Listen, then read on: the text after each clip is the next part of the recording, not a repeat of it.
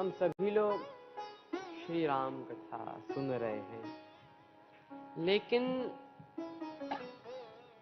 श्री राम कथा सुनने का फल क्या?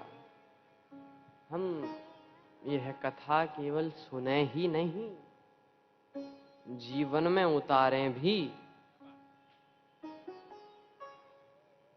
ये कथा सुनने के लिए नहीं है,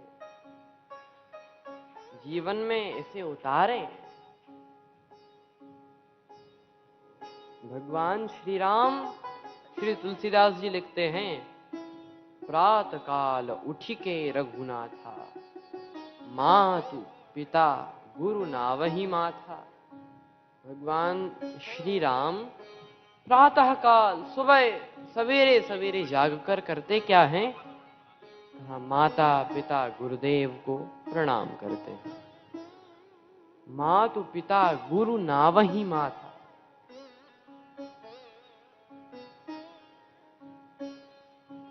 और माता पिता गुरुदेव, चलो माता पिता तो हो, गुरुदेव पता नहीं उपस्थित हो, तो कुछ नहीं तो मन में ही प्रणाम कर लें। आप में से कितने लोग हैं जो सवेरे उठकर माता पिता प्रणाम करते? तो हम लोग सवेरे सवेरे जागे, ब्रह्म मुहूर्त में जागे। ब्रह्म मुहूर्त में जागने का फल है। कुछ व्यक्ति बोले, महाराज आप भी क्या ये आज के जमाने में मॉडर्न युग में और आप पुरानी बातें कर रहे हो कि प्रात काल जागो। क्या होता है ब्रह्म मुहूर्त में जागने से? हमने कहा कि हमें तो ब्रह्म मुहूर्त की महिमा इसी युग में समझ में आई, इसी मॉडर्न जमाने में ही समझ में आई। कैसे? मेरे पिताजी बताया करते थे कि दादाजी जो थे, एक बार उनको कहीं इमरजेंसी में कॉल करना था, तो उस समय टेलीफोन तो चलते नहीं थे, तो एसटीडी पीसीओ वहां पर गए। एसटीडी बूथ पर गए तो फोन लगाएं, शाम का वक्त, खूब फोन लगाएं, लेकिन वहां पर आवाज यही सुनाई दे कि इस रूट की सभी लाइनें व्यस्त हैं, कृपया कुछ समय पश्चात प्रयास करें। लगाते लगाते परेशान हो गए, लेकिन वही जवाब।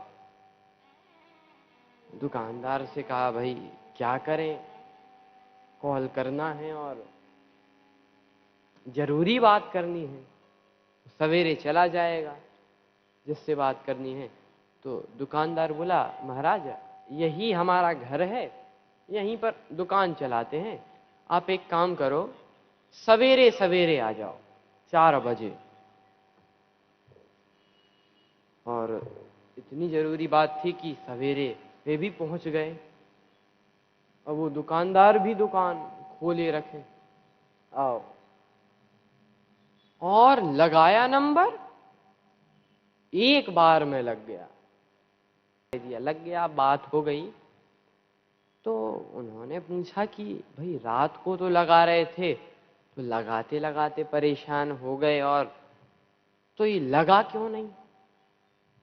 और सवेरे लगाया तो एक बार में लग गया। तो दुकानदार बोला, महाराज ये जो शाम का टाइम होता है, रात का टाइम, तब लाइनें बिजी रहती हैं, बहुत लोग बातें करते हैं, तो लाइनें बिजी रहती हैं, और सवेरे सवेरे से लाइन एकदम क्लियर होती है। तो फोन एक बार में लग गया। इस बात को अगर हम देखें तो ये हमें भी शिक्षा देता है।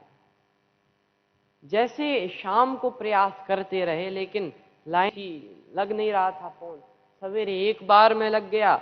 इसी प्रकार से आप सभी लोग सोच कर देखो, पूरी दुनिया भर की किचकिच और पूरा दिमाग बिल्कुल थक जाए, और पूरे दिन का काम और फिर शाम को व्यक्ति थका हारा घर आए और उससे कहो भाई भजन करो, अब वो लगा ले मन, सिर दर्द हो रहा है यहां पर, भजन में कहां मन लगेगा। लेकिन आप तो ऐसा प्रयास करो, सवेरे सवेरे जागो, लाइन ऐसी क्लियर मिलेगी कि एक बार में भगवान से संपर्क हो जाएगा, एक बार में मन लग जाएगा। और अभी तो हम हैं 5-6 दिन यहां पर, न लगे तो बताना। ऐसा हो ही नहीं सकता कि सवेरे सवेरे भगवान के भजन में मन न लगे। ब्रह्म मुहूर्त की महिमा है। और हमारे महापुरुषों ने क्या नाम रखा उस काल का, ब्रह्म मुहूर्त। एक संत कहते थे कि जिसने ब्रह्म मुहूर्त ही नहीं देखा वो ब्रह्म को क्या देखेगा।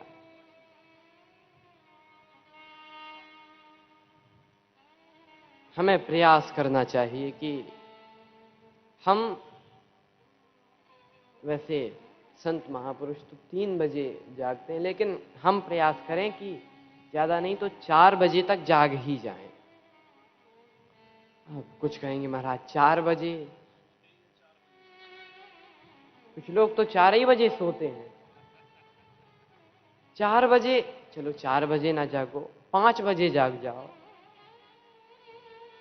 लेकिन 5 बजे के बाद उषा काल लग जाता है। चलो फिर भी 5 बजे के बाद अगर सही तो तभी जाग जाओ। अरे कुछ नहीं तो सूर्योदय होने के पहले तो जाग जाओ। वो दिन का चौथा पहर है, वो ब्रह्म मुहूर्त। और ये बात भी सही है कि जो दिन के चौथे पहर में जाग जाते हैं वो जीवन के चौथे पन में भी जाग जाते हैं।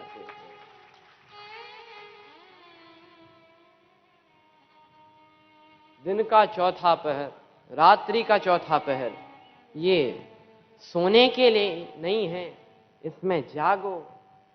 इसी प्रकार से जीवन का चौथा पन भी सोने के लिए नहीं है, इसमें भी जागो।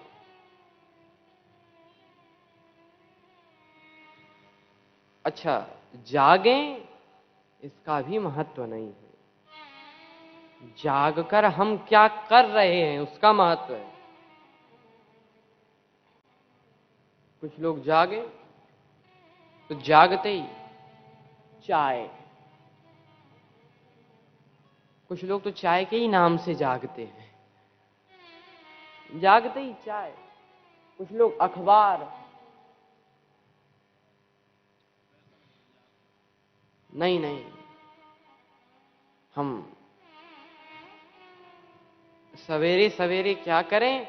श्री तुलसीदास जी कहते हैं, राम जी क्या करते हैं, प्रात नहाई चले रघुराई। प्रात नहाई, नहाए उठकर, ये थोड़ा ही लिखा कि प्रात ही खाई चले रघुराई।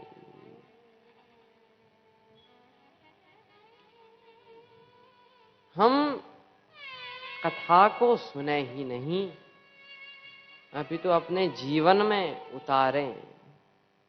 और जब जीवन में कथा उतरने लगे तब कथा का फल है, तब कथा सुनने का कुछ महत्व है।